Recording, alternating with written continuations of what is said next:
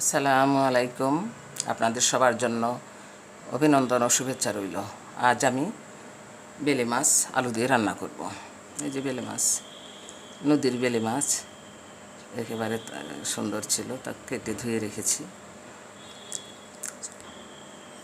এই বেলে মাছ আমি আলু দিয়ে রান্না করব। এই যে আলু, মাছটা নরম তো, এই জন্য আলু কুচি কুচি করে নিয়েছি। মাছ,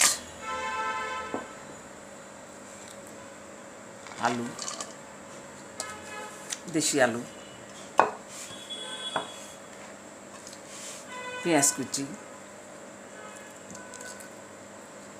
কাঁচামরিচ, পেঁয়াজ কুচি,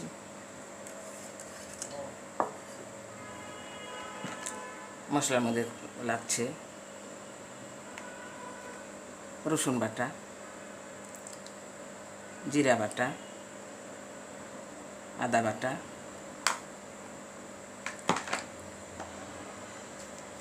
স্বাদ মতো লবণ,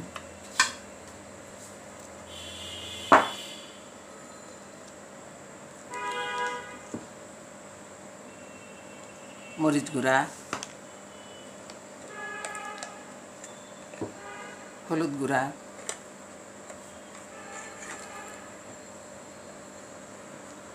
গোটা রাঁধুনি,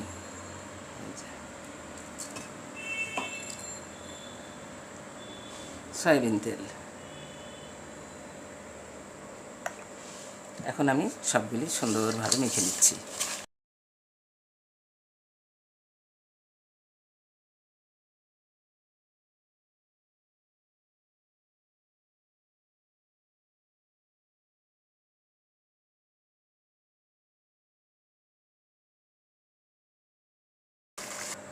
মাছ সবজি একসঙ্গে মেখে নিলাম সুন্দরভাবে। এখন আমি সামান্য পানি দিয়ে দিব,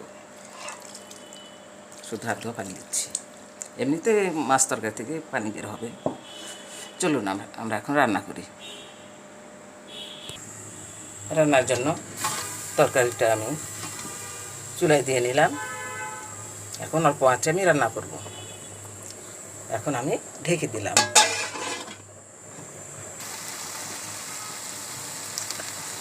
তরকারি আমার বলক এসেছে। তো বলক আপনারা হয়তো বুঝবেন না, ফুটে এসেছে। দাদি বলতেন বলক আসা, তো ফুটে উঠেছে। আমাকে আরও দেরি করতে হবে, ঝোল আছে তো, ঝোল রাখবো না, শুকিয়ে ফেলবো।